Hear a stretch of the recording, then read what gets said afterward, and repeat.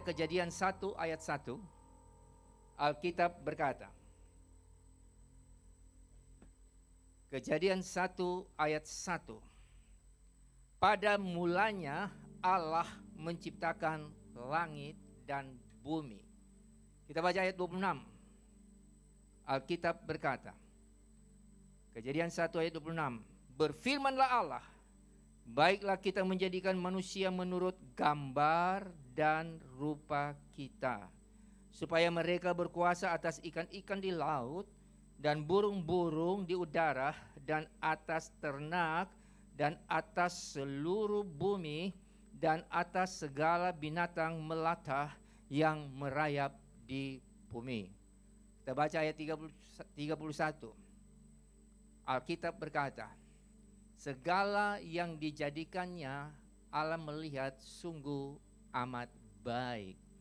Saya ambil tema di siang hari ini, yaitu kejatuhan manusia.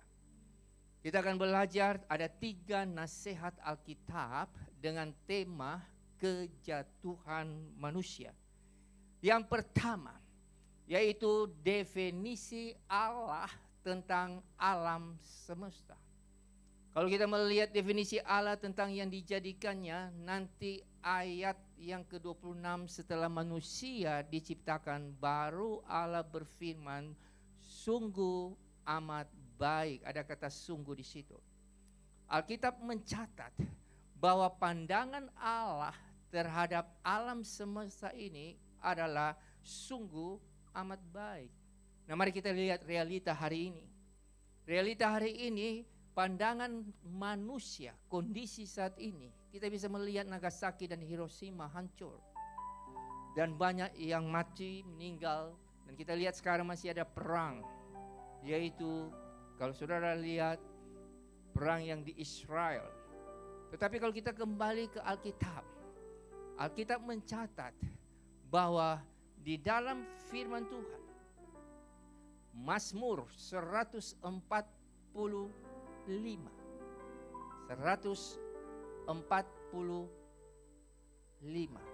Di situ dijelaskan tentang firman Tuhan. Bolehkah kita baca? Alkitab mencatat di dalam Mazmur 146, maksud saya ayat 5 dan ayat yang ke-6. Di situ menjelaskan berbahagialah orang yang mempunyai, ada kata mempunyai Allah Yakub sebagai penolong. Berarti saudara ada Allah di sini, mempunyai sebagai penolong. Dan Alkitab berkata yang pengharapannya hanya kepada Tuhan Allahnya. Dan firman Tuhan menjelaskan ayat yang selanjutnya, dialah, kata Alkitab, yang menjadikan langit dan bumi dan seisinya dan tetap setia sampai selama-lamanya. Ada kata tetap setia. Kalau dia jadikan manusia, dia tetap setia. Dan kita lihat kesetiaan kejatuhan manusia di dalam Kejadian 3 ayat 7, ketika mereka makan buah pengetahuan yang baik dan jahat, maka mata mereka melihat bahwa mereka telanjang.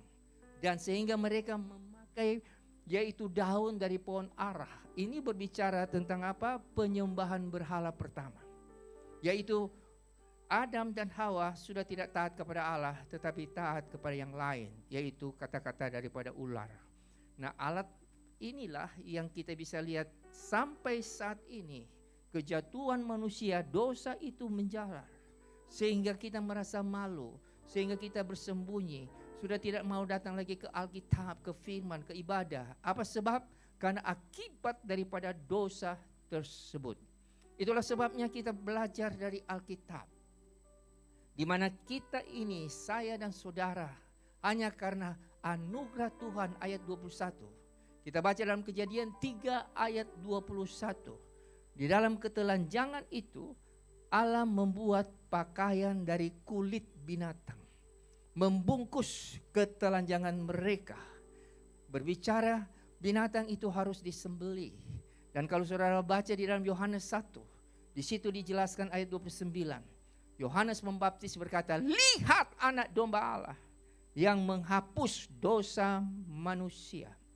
Jadi Yesus adalah anak domba Allah. Ini berbicara tentang apa? Kasih karunia Allah. Efesus 2 ayat 8 dan 9, karena kasih karunia Allah kamu diselamatkan oleh iman. Itu bukan hasil usahamu, itu adalah pemberian, gift, pemberian Allah. Itu bukan hasil pekerjaanmu, jangan ada orang yang bermegah diri.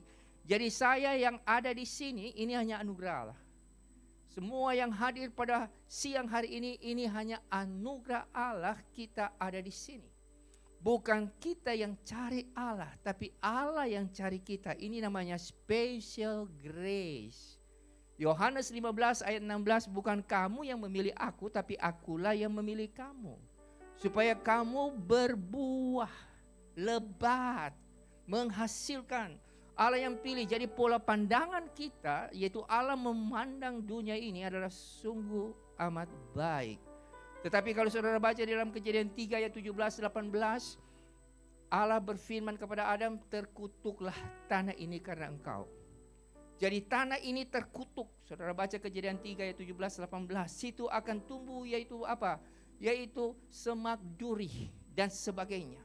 Sehingga kamu harus bekerja dengan lelah, dengan jerih payahmu. Inilah letaknya kejatuhan manusia.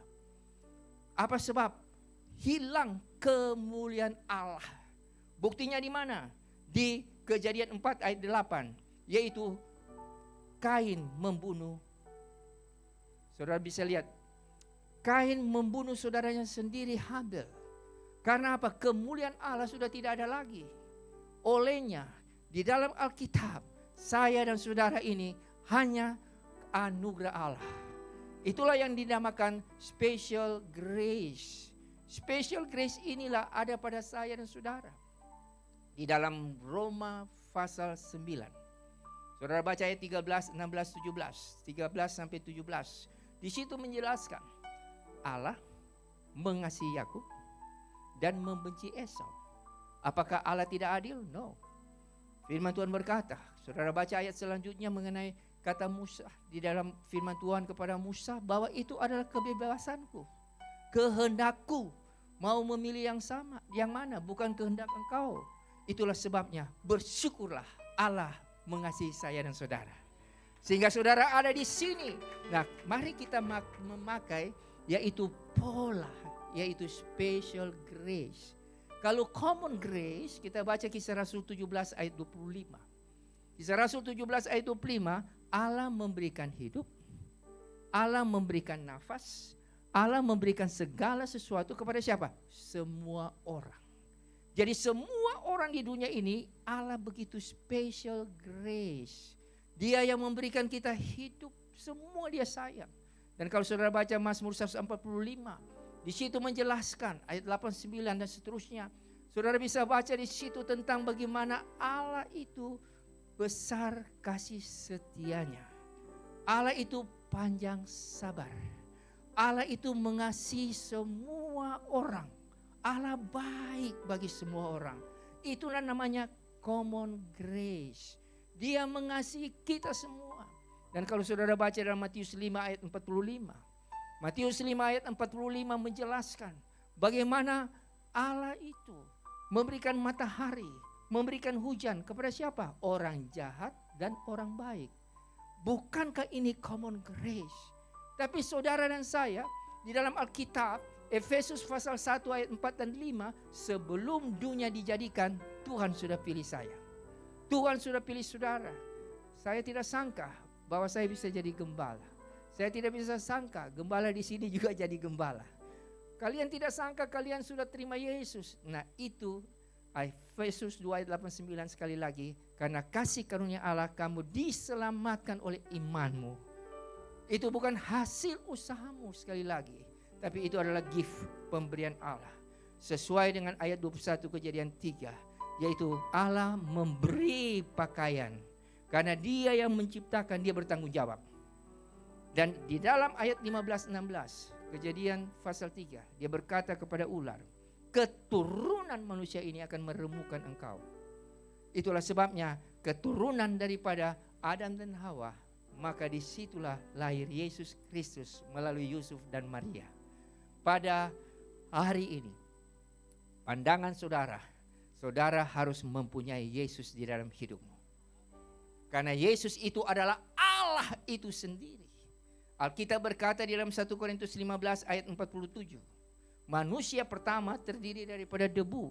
Tetapi manusia yang kedua adalah manusia yang turun dari sorga. Ada tulis turun dari sorga. Jadi Yesus itu adalah Allah. Tidak ada pemimpin yang turun dari sorga. Kalau saudara baca dalam Yohanes 6 ayat 38, Yesus sendiri berkata, aku telah turun dari sorga. Luar biasa. Dan firman Tuhan berkata di dalam ayat 45, 1 Korintus 15 ayat 45. Di mana manusia pertama hidup. Tetapi manusia yang kedua, roh yang menghidupkan. Jadi roh yang saya, yaitu sudah tercemar dengan dosa, maka Roma pasal yang ke-8 ayat yang ke-12, situ saudara bisa baca ayat 17 dan seterusnya. Roh Allah dan roh manusia bertemu, sehingga kita menjadi anak-anak Allah. Jadi firman Tuhan mengatakan bahwa saudara dan saya, roh Allah dan roh manusia bertemu, Roma pasal yang ke-8. Sehingga kita menjadi anak-anak Allah. Sehingga kita berkata, ya Abba, ya Bapa. Pada siang hari ini, hanya kasih karunia Allah, saudara menjadi anak-anak Allah. Dan sebagai anak-anak Allah, Allah ada di sini. Dan saudara harus terima dia, yaitu Yesus. Harus punya Yesus. Sesuai dengan Wahyu 3 ayat 20. Behold, I stand at the door and knock. If anyone hears my voice and opens the door, I will come into him. I will eat with him and he with me. Lihat aku berdiri di muka pintu sambil mengetuk. Barang siapa yang mendengarkan suaraku saat ini, saudara dengar suara firman Allah. Karena bukan engkau yang berkata-kata, tapi roh Bapakku di dalam diri kamu yang berkata-kata. Nah saudara tangkap ini firman. Taruh di hati. Terima Yesus. Setiap khotbah di mimbar, roh Allah berbicara setiap hamba Tuhan. Terima itu visi, message, nasihat yang Tuhan berikan melalui Alkitab. Simpan di dalam hidupmu. Maka disitulah saudara akan melihat bahwa damai sejahtera Allah ada di hati dan di pikiran. Saudara tidak ada kegentaran dan kegelisahan. Sesuai dengan Yohanes 14 ayat 27, damai sejahtera ku tinggalkan kepadamu, damai sejahtera yang kuberikan tidak sama dengan dunia berikan, jangan gentar dan gelisah hatimu. Saudara pulang sebentar, tidak ada kegentaran, kegelisahan. Damai sejahtera di mana? Mari kita lihat Filipi 4 ayat 7. Damai sejahtera Allah yang melampaui akal memelihara hati dan pikiran di dalam Kristus Yesus Tuhan. Saudara saat ini sudah ada damai sejahtera. Jadi pandangan saudara tentang alam semesta ini bukan lagi pandangan, yaitu 1 Korintus 2 ayat 5. Iman kamu jangan bergantung kepada hikmat manusia, tetapi iman kamu harus bergantung kepada kekuatan Allah. Jadi pandangan saya terhadap dunia ini yang sudah terkutuk, yang rusak, saya kembalikan ke Kejadian 1, di mana Kejadian 1 tidak ada dosa. Di dalam Kejadian pasal 3 baru ada dosa. Nah saat ini, kalau saudara terima Allah pencipta yang ada di hati, yang ada di pikiranmu, we have the mind of Christ. 1 Korintus 2 ayat 16 kata Paulus. Jadi pikiran Paulus adalah pikiran firman. Hatinya adalah hati firman. Karena dalam 2 Timotius 3 ayat 14 di situ dijelaskan, ambillah buku-bukuku terutama perkamen itu. Jadi dia selalu baca Alkitab. Nah saudara selalu harus baca itu firman Tuhan. Karena dia ada di dalam hidupmu. Dia ada di dalam hatimu. Baca firman. Pandangan saudara tentang dunia ini adalah Allah berfirman. Karena Allah sudah ada di hati saya dan saudara. Melihat dunia ini. Kalau saudara selalu lihat problem, pikiranmu bukan tempat sampah. Pikiranmu tempat Alkitab. Pikiranmu adalah tempat firman. Taruh firman dalam pikiranmu. Masalah apapun juga jangan taruh di sini. Lepaskanlah. Take your burden to the Lord and leave it there. Bawalah bebanmu kepada Tuhan dan tinggalkanlah di sana. Leave it there, leave it there. Tinggalkan di sana, tinggalkanlah di sana. If you trust and never doubt. Jika engkau percaya dan tidak pernah ragu, He will surely lead you out. Ia pasti akan memimpinmu keluar. Take your burden to the Lord and leave it there. Bawalah bebanmu kepada Tuhan dan lepaskan, tinggalkanlah di sana. Pada waktu saudara percaya situ, maka bersama Dia hatiku damai, walau dalam lembah kekelaman. Bersama Dia hatiku tenang, walau hidup penuh tantangan, tak satu pun dapat menghiburku, tak seorang pun dapat menolongku. Hanya Yesus, hanya Yesus, jawaban hidupku.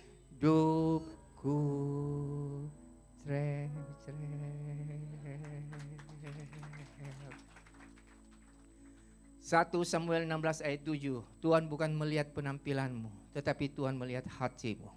Saat ini hatimu ada bergumul dalam bisnis, Tuhan melihat pergumulanmu. Roh Allah yang menuntun engkau datang di sini. Dan saya percaya saudara pulang tidak ada kegentaran dan kegelisahan. Karena satu pintu tertutup, pintu lain Tuhan bukakan. 1 Korintus 2 ayat 9. Apa yang tidak engkau pikir, apa yang tidak engkau duga, apa yang tidak engkau rencanakan, semuanya itu akan disediakan oleh Allah bagi mereka yang mengasihi Dia. Saudara mengasihi Allah, engkau ada di sini. Saya percaya saudara pulang ada perubahan. Kalau dalam rumah tanggamu ada problem tentang anak, tentang kehidupanmu, kanker kantong kering dan sebagainya, saudara pulang Tuhan akan berkati. Karena kata Alkitab, orang yang mengasihi Allah, Allah selalu menyertai dan Allah akan membuka tingkap-tingkap langit untuk memberkati saudara. Karena apa? Pola Anda bukan lagi pola manusia yang berdosa. Di dalam Alkitab Ayub 14 ayat yang pertama, setiap manusia yang lahir perempuan singkat umurnya dan penuh kegelisahan. Saudara saat ini sudah tidak ada kegelisahan, saudara ada damai sejahtera. Karena ada Yesus di dalam hidup saudara. Mari pandanganmu hari ini terhadap dunia yang terkutuk kembali ke Kejadian 1 ayat 1. Yaitu Allah ada di sini, Allah ada dalam hidupmu. Pola berpikir bahwa saudara ada di Manado sungguh amat baik. Saudara ada di dalam hidupmu sungguh amat baik. Saudara dalam bisnismu sungguh amat baik. Saudara di dalam aktivitas pelayanan sungguh amat baik. Karena pandanganmu adalah bukan pandangan manusia yang berdosa, tapi pandangan Allah yang ada di dalam hidupmu. Poin yang kedua, definisi Allah tentang manusia. Alkitab mencatat di dalam firman Tuhan, yaitu Kejadian 1 ayat 26. Allah menjadikan manusia yaitu segambar dan serupa dengan Allah. Jadi saya dan saudara ini serupa dan segambar dengan Allah. Tetapi karena jatuh, Kejadian 3 ayat 7 tadi sudah dikatakan karena berdosa, maka itu hilang. Yaitu kemuliaan Allah tidak nampak lagi. Apa sebab? Saudara sudah lihat kemuliaan Allah tidak nampak. Di dalam tadi sudah dijelaskan Kejadian 4. Di situ dijelaskan ayat 8, Kain membunuh Habel. Berarti tidak ada kemuliaan Allah lagi. Berdosa, pandangannya sudah tidak lagi pandangan Allah terhadap manusia. Dan kalau saudara sudah terima Yesus, maka Alkitab berkata Allah mengurapi engkau.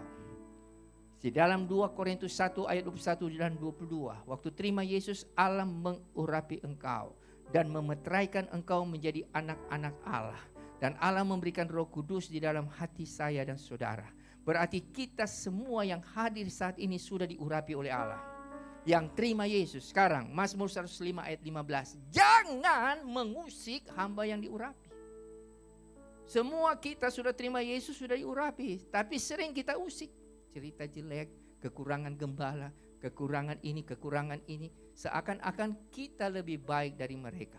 Matius 7 ayat 1, jangan menghakimi supaya engkau jangan dihakimi. Kalau kita menegur untuk memperbaiki, beda dengan menghakimi. Itulah sebabnya mengevaluasi beda. Itulah sebabnya mari kita belajar bahwa jangan mengusik hamba yang diurapi. Semua kita jangan jelek-jelekan orang, gosip. Ade itu gemah. Wow. Jelek. Firman. Kalau saudara selalu bicara yang baik, itu juga akan terpantul di dalam hidupmu. Latih dirimu. Pandanganmu adalah pandangan Alkitab. Nah sekarang, saudaranya kasih karunia sudah diselamatkan. Yang lain belum terima Yesus. Dengan iman, kita injili mereka dengan kata-kata yang baik. Dengan karaktermu yang baik. Saya percaya mereka lihat karaktermu, mereka akan datang. Siapa dia? Dia adalah anak Tuhan. mereka akan datang kepada Yesus Kristus. Bagaimana pandangan saudara dengan mereka? Kita kembali di Kejadian 1. Allah menjadikan manusia apa? Segambar dengan Allah. Kita baca di dalam Mazmur 8 ayat 5 sampai 7. Apakah manusia yang engkau ciptakan ini? Suatu pertanyaan pemazmur kepada Allah. Engkau menjadikan manusia segambar, dan engkau menjadikan manusia itu penuh dengan kemuliaan. Nah, jadi kita semua manusia ini sesuai dengan Alkitab mengatakan segambar dengan Allah. Nah, sekarang saudara sudah terima Yesus. Beda kalau saudara belum terima Yesus. Maka saudara akan mengatakan orang lain, saudara bisa memandang manusia terhadap manusia dengan pandangan standar orang berdosa. Tapi saya dan saudara sudah bukan orang berdosa, karena sudah terima Yesus. Maka pandangan saudara kepada orang jelek itu, yaitu pandangan mengasihi mereka. Karena kita segambar dengan Allah. Jadi 7 miliar ini segambar dengan Allah. Mereka bukan binatang, mereka adalah manusia. Bolehkah kita mulai belajar supaya mereka itu juga ada terima Yesus? Karena doa-doa saudara pasti didengar oleh Tuhan. Nah, mari kita mulai melatih. Poin yang kedua ini bukan dari luar ke dalam, tetapi dari dalam keluar. Kalau dari luar ke dalam, itu di dalam Matius 2 ayat 4 sampai dengan ayat yang ke-6. Di dalam Matius 2 ayat 4 sampai 6 itu berbicara tentang Herodes, di mana dia memanggil ahli Taurat, para imam. Karena apa? Karena datanglah orang Majus bertanya-tanya di manakah raja orang Yahudi.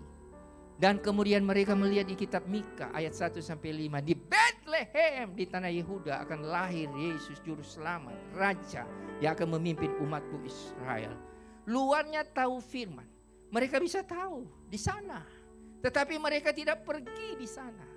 Mereka tidak pergi ke Yesus. Kenapa? Luarnya penuh dengan firman, tapi dalamnya belum ada Yesus. Itulah sebabnya Matius 23 ayat 3, dengar apa yang mereka ajarkan, tapi jangan ikut kelakuan mereka. Sebab apa yang mereka ajarkan mereka tidak lakukan. Itulah sebabnya di dalam Alkitab Esra 7 ayat 10, Esra telah bertekad meneliti dulu, melakukan dulu, baru mengajar. Jangan saudara teliti ini firman Tuhan baru mengajar, tapi karaktermu tidak sesuai dengan saudara teliti. Itulah sebabnya kita harus belajar dari firman Tuhan, bukan dari luar ke dalam, tetapi dari dalam keluar. Dalam ada firman. Sesuai dengan Yakobus 1 ayat 21. Buang segala kejahatan yang ada di dalam dirimu. Engkau lebih tahu di dalam hatimu mungkin ada kemarahan, mungkin ada kebencian, mungkin ada hal-hal yang menyakiti, mungkin terhadap suamimu, istrimu, anakmu, orang lain. Buang itu. Baru terimalah dengan lemah lembut firman yang tertanam. Kata tertanam. Karena Lukas 8 ayat 12, iblis mengambil firman di dalam hati manusia. Kenapa dia ambil? Tidak tertanam. Tapi kalau sudah tertanam tidak bisa ambil. Saya sudah sering kasih contoh, tanaman yang umur 4 bulan tanam di sini, misalnya mangga atau durian. Coba 4 bulan kemudian cabut, bisa tercabut. Coba ambil lagi sama durian 4 bulan, tanam di tanah yang lain. Coba 4 tahun.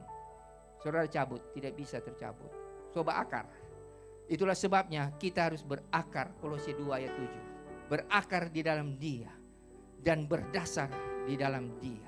Jadi kita harus berakar di dalam firman, di dalam Kristus. Nah, kalau kita berakar 4 tahun sudah tidak bisa tercabut. Coba Yesaya 26 ayat 9. Pada malam hari aku merindukan engkau, pada pagi hari aku mencari engkau. Sebentar malam sebelum tidur coba baca Alkitab, berdoa. Pagi hari sebelum bekerja baca Alkitab, berdoa. Coba saudara masih 4 bulan, itu masih bisa tercabut. Tapi coba 4 tahun, terus. Saya pikir firman Allah tertanam di dalam hidupmu. Latih itu, praktekkan itu. Kalau saudara praktekkan, saudara sudah tertanam, itu akan keluar. Waktu saudara khotbah bicara itu akan sendiri. Karena roh Allah yang akan menuntun dalam kata-kata saudara. Roh yang ada dalam dirimu. Tapi kalau tidak ada firman, roh Allah mau tuntun apa? Tidak ada yang dituntun. Karena tidak ada Alkitab. Tidak ada Alkitab, tidak ada firman. Tetapi kalau firman Allah itu sendiri menyatu di dalam dirimu, pandanganmu tentang konsep dunia, konsep manusia adalah pandangan firman. sehingga kita saling mengasihi satu dengan yang lain. Itulah konsep yang kedua. Pandangan definisi Allah terhadap manusia sungguh amat baik. Saudara dan saya sudah terima Yesus selalu berkatakan sungguh amat baik. Walaupun ada goncangan, ada pergumulan, manusia bisa jatuh tetapi tidak sampai tergeletak. Sebab tangan Tuhan menopang dan menolong saudara. Karena di dalam Ibrani 13 ayat 5b, aku sekali-kali tidak pernah meninggalkan dan membiarkan engkau. Dia ada dengan engkau. Kemudian yang ketiga, definisi manusia terhadap manusia standar orang berdosa. Jadi definisi manusia terhadap manusia dengan standar orang berdosa. Karena orang berdosa, pikirannya sesuai dengan 1 Korintus 2 ayat 5, iman kamu jangan bergantung pada hikmat manusia, tetapi iman kamu harus bergantung kepada kekuatan Allah. Karena kalau saudara pandangan dengan hikmat manusia, saudara kerja, saudara sekolah, saudara sampai titel-titel, saudara diberkati, konglomerat dan sebagainya, karena berusaha dengan hikmat manusia, bisa. Tetapi Alkitab berkata ayat 20 sampai ayat 22, ayat 20 ayat 22. Di dalam kemewahan yang berlimpah-limpah mereka penuh khawatir dan mereka mengalami kesusahan yang sangat dahsyat. Jadi kelimpahan tidak menjamin engkau bahagia, tidak menjamin engkau damai sejahtera. Tetapi kalau saudara ada Yesus, ada damai sejahtera di dalam hidup saudara. Itulah sebabnya kita harus memiliki kekuatan Allah. Apa itu kekuatan Allah? Ada 3. Yang pertama, 1 Korintus 1 ayat 24. Kristus adalah kekuatan Allah dan hikmat Allah. Jadi saudara mau kuat, jangan pakai hikmat manusia. Pakai Kristus adalah kekuatan Allah dan hikmat Allah. Salomo tidak minta kekayaan, dia minta hikmat. Demikian juga saudara dan saya. Ada Kristus, saudara akan kuat. Karena apa? Kristus ada di dalam pikiranmu. We have the mind of Christ. Kami memiliki pikiran Kristus. 1 Korintus 2 ayat 16. We have di dalam hatimu ada the word of God. Mazmur 119 ayat 11. I have laid up thy word in my heart, that I might not sin against thee. Dalam hatiku aku menyimpan janjimu supaya aku tidak berdosa. Tidak berdosa karena apa? Ada firman di dalam hatimu. Ada Yesus, itu Anda akan kuat. Yang kedua, Roma 1 ayat 16, Injil itu adalah kekuatan Allah. Jadi kalau saudara tidak ada firman, saudara lemah. Tetapi kalau saudara ada firman, rohanimu kuat. Caranya seperti tadi. Siang malam, siang malam, siang malam, baca itu Alkitab. Sebelum tidur baca Alkitab, karena siang bekerja. Malam, pagi sebelum bekerja baca Alkitab. Saya percaya engkau akan kuat karena ada Injil di dalam hidupmu.